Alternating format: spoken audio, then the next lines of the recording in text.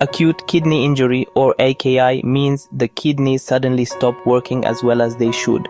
This is a very important topic to understand for your nursing exams and for safe client care. Think of it like a body filter. When that filter clogs or breaks down quickly, problems happen fast. This condition used to be called acute renal failure, or ARF. You might still hear that term when the injury is very severe. We prefer AKI because it covers the full spectrum from small changes to complete failure. Even small changes matter. Early changes can be the first warning, and advanced cases can progress to failure. AKI happens quickly, over a few hours or a few days. Very different from chronic kidney disease, which evolves slowly over months or years. Because AKI is sudden, the body cannot adapt. That is why it can be dangerous. Imagine a busy highway suddenly closing, instant gridlock. When kidneys stop filtering, waste and fluid build up fast.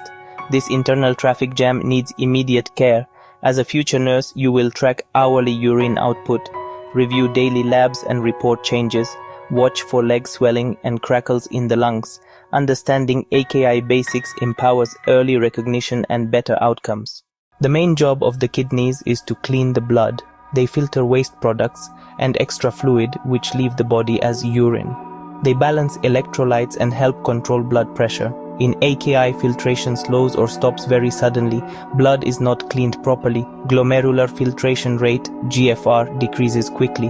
BN and creatinine, the body's metabolic byproducts, rise in the blood. This buildup is called azotemia. When symptoms develop, confusion, nausea, it is called uremia. If urine output falls, fluid has nowhere to go, causing fluid overload or hypervolemia. Expect peripheral edema in legs, feet and hands. Fluid can collect in the lungs, pulmonary edema, making breathing hard. Track every drop in and out. AKI disrupts electrolytes, especially potassium. High potassium, hyperkalemia, can cause lethal arrhythmias. Normal potassium is about 3.5 to 5.0 MEq per liter. In AKI, it can climb higher, risking cardiac arrest. Metabolic acidosis may develop when acid cannot be excreted. These changes can become emergent very quickly. Early recognition protects kidneys and saves lives. Causes are grouped by location: prerenal, intrarenal, and postrenal. Thinking in these categories guides assessment and treatment. Prerenal means inadequate blood flow reaches the kidneys. The kidneys may be structurally fine at first, just underperfused. Common causes: dehydration, vomiting, diarrhea, not drinking enough, hemorrhage and shock reduce blood pressure and flow. Severe heart failure lowers cardiac output and renal perfusion. If we restore flow quickly, prerenal AKI is often reversible. Intrarenal means damage within kidney tissue. The most common cause is acute tubular necrosis, ATN. ATN can follow prolonged lack of blood flow or result from nephrotoxins like gentamicin, NSAIDs, and contrast dye. Infections and inflammation are other intrarenal causes. Postrenal is a downstream blockage that prevents drainage. Like a dam, pressure backs up and damages structures. Examples include enlarged prostate, BPH, kidney stones in the ureter, tumors in the bladder or pelvis, or a blocked urinary catheter. Remove the blockage quickly and kidneys often recover. Correctly identifying the category is step 1 in care. Find the cause fast to prevent permanent damage. Diagnosing AKI relies on labs and urine output. Like solving a case, watch serum creatinine and BN closely. Healthy kidneys keep creatinine low and stable.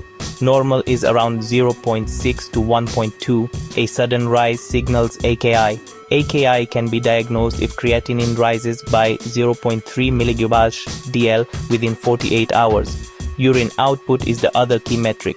Oliguria is less than 0.5 ml/kg/hr for more than 6 hours. Roughly less than 400 milliliters in 24 hours for an average adult.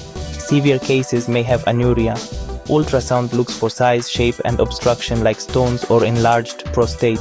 Urine studies can reveal blood, protein, or casts suggesting intrarenal damage. Put findings together to pinpoint cause and guide treatment. First clue: decreased urine output, oliguria. Some have non-oliguric AKI, normal volume but poor clearance, so labs matter. Fluid overload, swelling of extremities and around the eyes, pitting edema is a classic sign. Rapid weight gain, 1 to 2 pounds a day, is a red flag. Pulmonary edema causes shortness of breath, cough, and crackles. Uremia leads to fatigue, poor appetite, nausea, and vomiting. Worsening toxins can cause uremic encephalopathy. You may notice uremic fetor on the breath. Always watch for hyperkalemia and metabolic acidosis. The most urgent complication is hyperkalemia. Potassium is critical for heart function. Above 6.0 MEq/L, rhythms can become unstable. Dysrhythmias can progress to cardiac arrest. This is an emergency. Severe fluid overload happens when kidneys stop making urine. Excess fluid strains the heart and lungs. Acute pulmonary edema blocks oxygen exchange. Expect severe dyspnea, anxiety, and pink frothy sputum. Immediate intervention supports breathing and removes fluid. Uremic toxins can injure the brain. Watch for confusion, disorientation, and profound sleepiness. Seizures and coma can develop. Uremia can cause pericarditis, sharp pain worse with inspiration or lying flat. Fluid around the heart may progress to cardiac tamponade. If complications cannot be controlled, start renal replacement therapy, dialysis. Dialysis acts as an artificial kidney, clearing waste and fluid. It is indicated when hyperkalemia, fluid overload, or uremia risks are too high. Be alert for EKG changes like tall, peaked T waves. Your role spans preparation, monitoring during, and care after the procedure.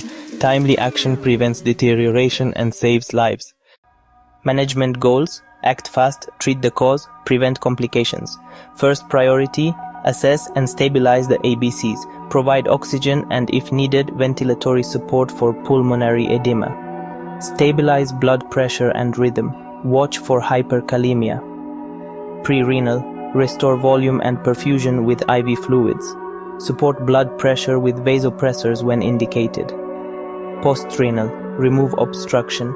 Often as simple as placing a catheter, stones may require procedures to restore flow. Intrarenal: stop nephrotoxic medications and treat infections or inflammation. Monitor fluid intake and output strictly. Obtain daily weights at the same time each day. Follow creatinine, BUN, and electrolytes closely. Use continuous telemetry to watch heart rhythm. High potassium: give insulin with dextrose to shift K+ into cells. Consider resins like kayexalate and stabilize myocardium with IV calcium. If refractory or severe, dialysis per AEIOU criteria.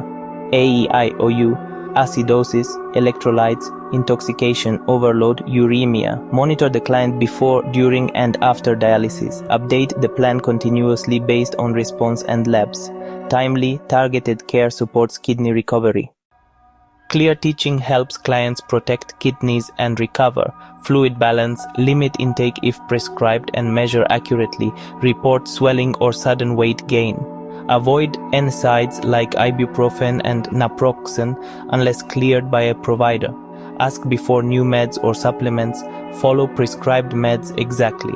Call immediately for less urine, severe fatigue, shortness of breath, new swelling, or confusion. Keep follow-ups. Labs confirm full recovery. Follow any kidney-friendly diet instructions. Quick facts: AKI is a sudden decrease in kidney function, waste and fluid buildup.